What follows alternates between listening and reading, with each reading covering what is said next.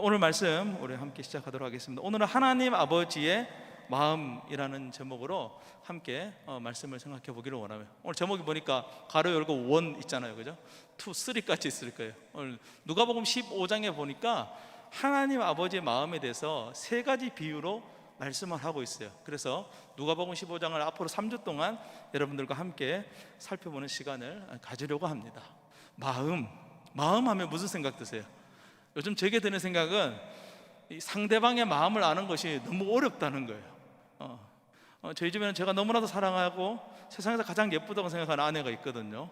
또 우리 딸이 이거 보면 삐질 수도 있는데, 아내가 1번입니다. 근데 정말 20년이 넘게, 한 23년 정도 이제 사귀었고 또 결혼했고 이렇게 살고 있는데 요즘 느끼는 게 뭐냐면 그분의 마음을 아는 것이 참 어렵다는 거예요. 그분의 마음을 참 어려운 거죠. 우리가 이제 세상을 살아가면서 그렇잖아요, 그죠, 여러분들? 가장 가까이 있는 친구, 오늘 여러분들 옆에 앞에 이렇게 앉아 있는 사람의 마음도 아는 것이 결코 쉬운 것이 아니에요. 참 어렵다, 그런 생각이 드는 것이죠. 그런데 오늘 설교의 제목이 뭐예요? 하나님 아버지의 마음이에요. 너무 이제 걸창하죠. 사람 마음도 모르는데 하나님 아버지의 마음을 어떻게 알겠어요? 하나님 아버지의 마음을. 그런데 하나님께서 이미 그걸 아시고 우리가 하나님 마음을 알 수 있는 좋은 방법을 주셨어요. 그것이 뭐냐면 바로 이 성경책이라는 거예요. 이 성경책 안에는 하나님 아버지의 마음이 무엇인지가 담겨져 있는 것이죠. 하나님의 친절한 배려예요. 그래서 우리가 성경을 읽으면 하나님께서 가지시는 그 마음이 무엇인지를 우리가 조금 알 수가 있습니다. 그래서 우리가 조금만 노력하면 완벽하게는 아니지만 하나님의 마음을 어느 정도 알아갈 수 있는 것이죠. 우리가 지금까지 누가복음 1장부터 쭉 이렇게 계속해서 매주 이렇게 조금씩 살펴보고 있는데요, 벌써 이제 15장까지 왔어요. 그런데 1장부터 어느 장까지는 조금 이렇게 좀 재밌었는데 오늘 15장 앞부분에 와서 갑자기 조금 부담스러운 말씀이 많이 있었어요. 마치 이제 제자라면 어떻게 살아야 되는가라는 그런 말씀, 좀 설교자인 저도 여러분들에게 좀 전하기가 부담스러운 말씀들이 좀 있었어요. 그런데 오늘 누가복음 15장은 약간 휴게소 같아요. 편안하게 이렇게 좀 볼 수 있도록 관망할 수 있는 그런 말씀이에요.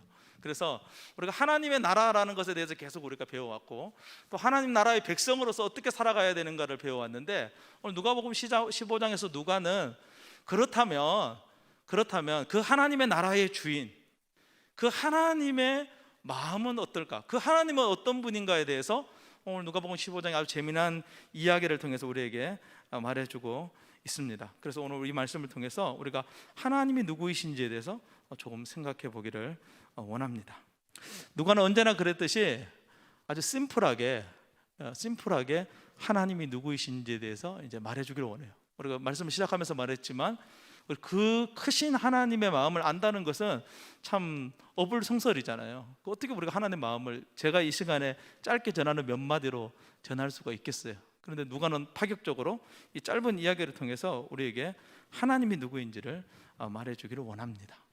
오늘 여러분들이 오늘 성경을 이제 읽었는데 한번 여러분들 가만히 생각해 보시면은 이 성경의 이야기를 한 번쯤은 여러분들이 교회를 안 다녀도 들어봤을 가능성이 있어요. 여러분 다 이미지를 한번 상상을 해보세요. 어떤 사람이 어깨 위에 어린 양 한 마리를 메고 있고 엄청 기뻐하면서 이렇게 돌아오는 그런 장면, 잃어버린 어린 양을 찾은 어떤 목자의 어떤 이미지, 제가 사진을 준비할까 하다가 충분히 상상력으로 될 것 같아가지고 한번 여러분 상상을 해보면 한번 그런 이미지 한 번쯤은 우리가 본 적이 있죠. 본 적이 있어요. 근데 이스라엘 사람들에게 있어서 이 이미지는 아주 어릴 때부터, 아주 어릴 때, 어쩌면 말을 시작하자마자 처음 보았던 성경 동화책이 바로 이거예요. 요즘 시대 아이들에게 있어서 처음 보는 동화책은 뭔지 아세요? 민정 형제가 처음 봤던 동화책은 뭡니까? 동화책을 읽어본 적이 없다. 항상 이제 에세이, 소설, 이런 경제서적 이런 거를 주로 읽었군요.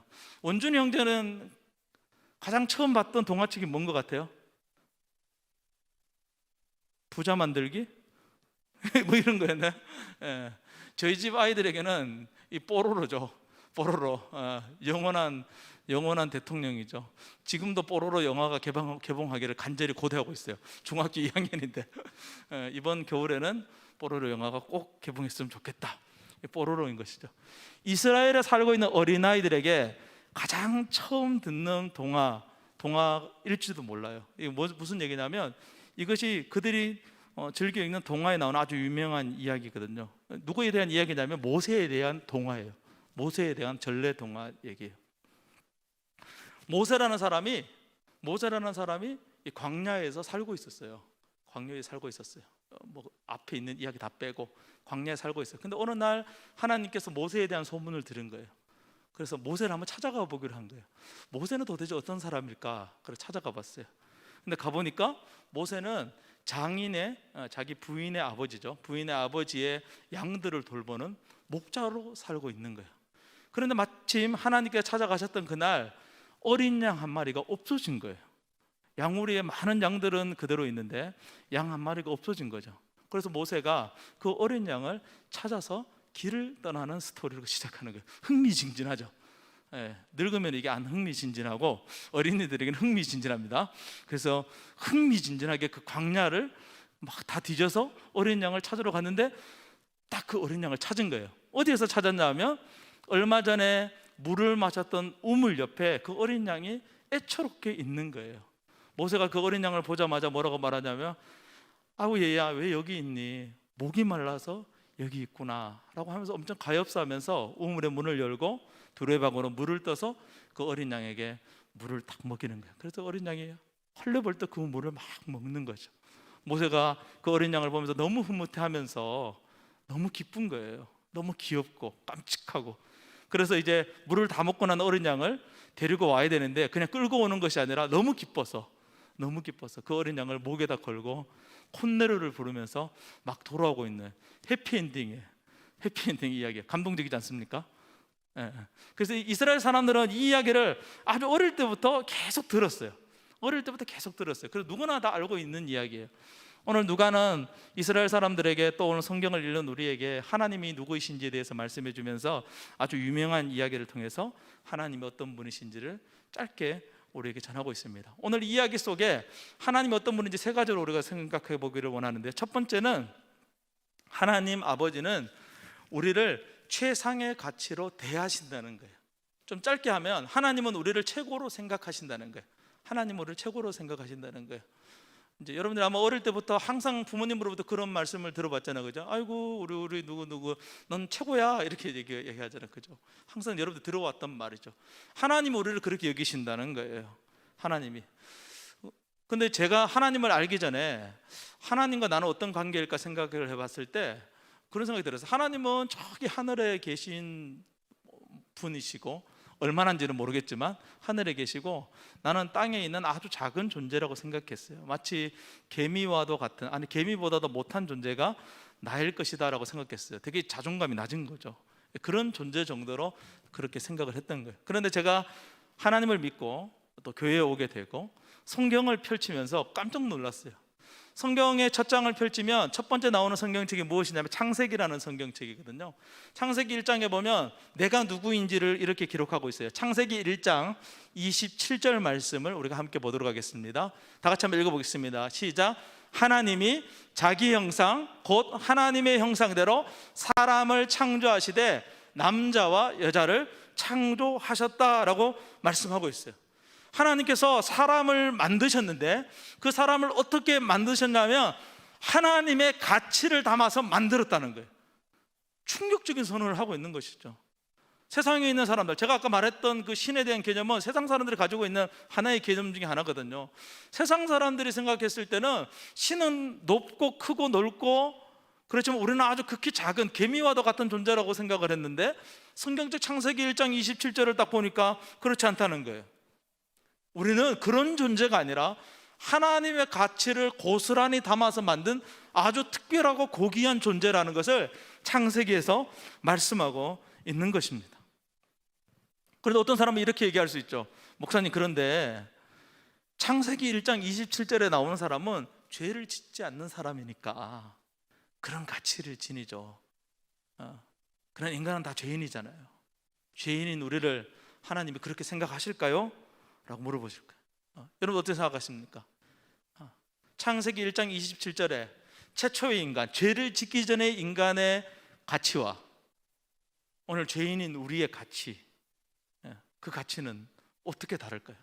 오늘 성경은 무엇이라고 말하냐면 그 가치가 다르지 않다라고 말씀하고 있어요. 오늘 우리가 읽은 누가복음 15장 1절 말씀을 다시 한번 보기를 원합니다. 누가복음 15장 1절 말씀, 우리 한번 다 같이 한번 읽어볼까요? 누가복음 15장 1절 읽겠습니다. 시작. 모든 세리와 죄인들이 말씀을 들으러 가까이 나오니라고 말씀하고 있어요. 누가는 여기서 의도적인 단어를 하나 딱 넣었어요. 무슨 단어겠어요? 죄인들이라는 단어를 누가는 의도적으로 여기다가 딱 넣은 것이죠. 누가 예수님께 가까이 왔다는 거예요? 죄인들이 예수님께 가까이 왔다는 거예요. 왜 누가는 이 단어를 넣었을까요? 예수님은 그 죄인들을 어떻게 생각하신다? 전혀 다르게 생각하지 않으신다는 거예요. 창세기 1장 27절에 나오는 그 사람의 가치와 오늘 누가복음 15장 1절에 예수님께 다가오는 이 죄인들의 가치가 동등하다는 것을 누가는 설명하기를 원하시는 것이죠. 예수님은 사람의 어떠함 때문에 그 사람의 가치를 다르게 평가하지 않으신다는 거예요. 오늘 이 비유에 보면은 한 마리 잃어버린 양이 나옵니다. 99마리의 양, 그 양은 죄를 짓지 않는 양이에요. 어떤 의미에서 보면 목자가 이리 와 그러니까 이리 왔어요. 풀 뜯어 그러니까 풀 뜯었어요. 다시 가자 그러니까 다시 갔어요. 그런데 오늘 이 한 마리 양은 어떤 놈이에요? 불량이죠. 불량이에요. 이리 와 그러는데 저리 가는 거예요. 풀 뜯어 그러는데 물 마시고 있는 거예요. 자기 멋대로 하는 거예요. 사람으로 말하면 죄인인 양인 것이죠. 죄인인 양인 거예요. 목자의 입장에서 이 한 마리 양을 찾으러 가는 것이 합당할까요? 합당하지 않을까요? 우리는 광야에서 살아본 적이 잘 없잖아, 그죠? 광야에 잘 살아본 적이 없잖아요. 99마리는 지금 이 목자가 보는 곳 안에 안전하게 도착을 했어요. 잃어버린 한 마리는 뭐 어린지 늙었는지는 잘 모르겠지만 한 마리예요. 오늘날 이 경제적인 원리로 생각을 하면 그 한 마리를 찾아가는 것이 되게 큰 위험을 감수해야 되는 것일 수도 있어요. 왜냐하면 99마리를 놔두고 이제 가야 되는 것이잖아요. 이제 99마리를 지키기 위해서 다른 목자들도 분명히 있었겠죠. 99마리를 혼자서 칠 수는 없어요. 다른 사람들이 이걸 지키고 있고 한 사람이 그 양을 찾으러 가야 되는 거예요. 그런데 문제는 뭐냐면 광야에는 여러 가지 위험 요소들이 많다는 거예요. 맹수를 만날 수도 있는 것이죠. 한 마리 잃어버린 양을 찾으러 갔다가 한 사람의 생명이 죽을 수도 있는 거예요. 그런데 문제는 뭐냐면 오늘 말씀에서 목자는 양을 찾으러 간다는 거예요. 양을 찾으러 간다. 그 양이 비싼 양이기 때문에, 그 양이 특별한 양이기 때문에 찾아가는 것이 아니에요. 이건 경제적인 문제로 설명해서는 안 되는 것이죠. 이것은 목자가 양 한 마리의 가치를 어떻게 생각하는지를 설명하고 있는 거예요. 목자에게 있어서 99마리의 양과 잃어버린 한 마리 양의 가치는 동등한 거예요. 동등한 거예요. 그래서 위험을 감수하고라도 그 한 마리 양을 찾으러 가는 것이죠. 목자의 기쁨은 99마리가 안전하게 왔기 때문에 기쁜 것이 아니라 마지막 한 마리가 도착했을 때 그 기쁨이 완전해지는 거예요. 목자에게 있어서 이 양은 자기 생명과 같은 존재인 것입니다. 그래서 오늘 누가복음 15장 4절 말씀 보면 예수님께서 이렇게 말씀하고 있습니다. 누가복음 15장 4절 말씀 우리 한번 읽어보겠습니다. 시작. 너희 중에 어떤 사람이 양 100마리가 있는데 그 중에 하나를 잃으면 99마리를 들여두고 그 잃은 것을 찾아내기까지 찾아다니지 아니하겠느냐라고 말씀하고 있어요. 오늘 우리가 읽은 이 잃은 양 비유에서 가장 중요한 단어가 오늘 누가복음 15장 4절에 나와요. 그 단어가 무슨 단어냐면 찾아내기까지, 찾아낼 때까지. 목자는 한 마리 잃어버린 양을 찾으러 떠나면서 무슨 결심을 하냐면 내가 그 잃어버린 한 마리 양을 찾아낼 때까지 결코 내가 돌아오지 않겠다, 반드시 찾아내겠다는 그 결연한 의지를 가지고 그 양을 찾으러 가는 것이죠.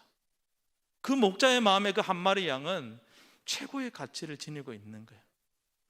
이것은 양의 이야기를 하는 것이 아니라는 걸 우리는 알고 있습니다. 이것은 우리에 대한 이야기를 하고 있는 거예요. 하나님의 입장에서 우리의 선한 목자 되신 하나님께서 우리 한 사람 한 사람을 이렇게 대우하신다는 거예요. 이렇게 대우하시는 거예요. 오늘 저와 여러분들 오늘 이 자리에 있는 것이 그냥 우연히 와 있는 것이 아니라는 거예요. 하나님께서 우리를 찾고 찾고 또 찾아서 찾아낼 때까지 우리를 헤매시다가 우물가 곁에서 가엾게 떨고 있는 우리를 발견하시고 99마리의 양들이 있는 그곳으로 우리를 인도해 오셨다는 거예요. 하나님에게 있어서 우리의 가치는 최고의 가치라는 것을 오늘 비유가 우리에게 설명하고 있어요. 아주 감동적인 이야기죠, 그죠? 그 하나님에 대해서 오늘 소개하고 있어요.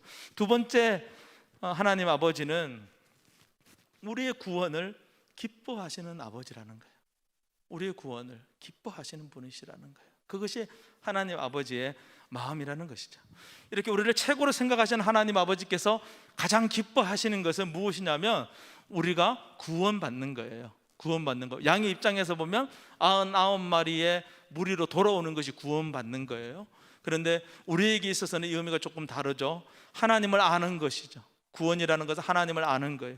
구원이라는 것은 하나님을 믿는 거예요. 구원이라는 것은 하나님께서 우리를 향하여 세우신 놀라운 계획을 알고 믿는 것이죠. 구원이라는 것은 그 계획에 따라서 예수 그리스도가 이 땅에 오신 것을 믿는 것이고, 그 예수님께서 우리를 위해서 십자가에 돌아가신 것을 믿는 것이고, 돌아가신 예수님께서 사흘 만에 다시 부활하신 것을 믿는 것이고, 우리가 그 예수님을 믿을 때에 우리의 육체와 영혼이 구원받는다는 것을 믿는 거예요.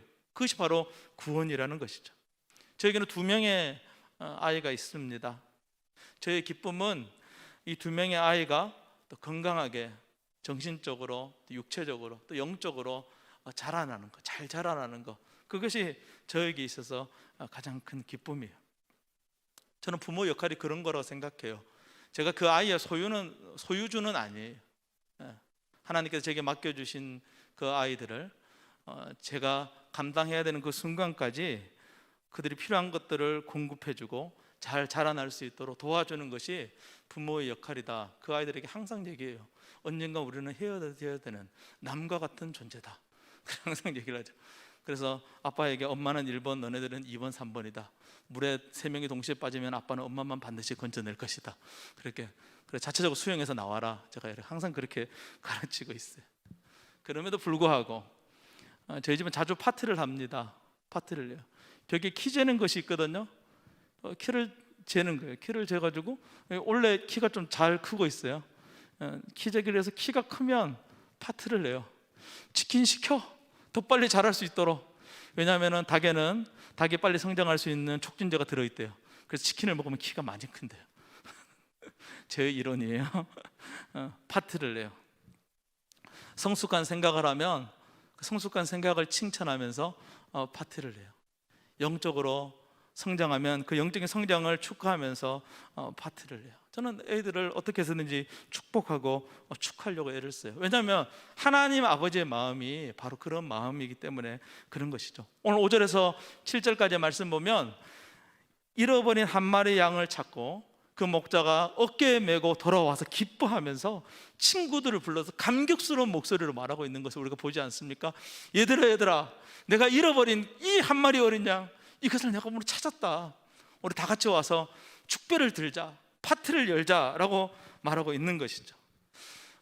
이 말씀을 제가 곰곰이 묵상하면서 이 말씀을 요즘 세대는 아마 제가 생각하건대 예전 세대보다 더 와닿을 수 있는 그런 말씀이라고 생각을 해요. 왜냐하면 요즘은 반려동물이 가족이잖아요. 가족과 같은 존재잖아요. 제가 여러분들 같은 시절이나 제가 여러분들보다 어린 시절에는 이 반려동물들은 주로 집 밖에서 이렇게 컸어요. 그들과 우리는 친밀한 관계를 가지고 있었지만 적어도 2년 안에 원수의 관계가 되고 말아요. 원수의 살든지 죽든지 둘 중에 하나는 살든지 죽든지 해야 되는 그런 관계가 되는 것이죠. 귀엽다가 맛있게 보이는 그런 상황으로 돌변하는 이 잔혹한 인간의 모습이 드러나는 그런 시대였어요. 그런데 요즘은 다르잖아요. 요즘은 반려동물은 가족과도 같은 거예요. 가족과.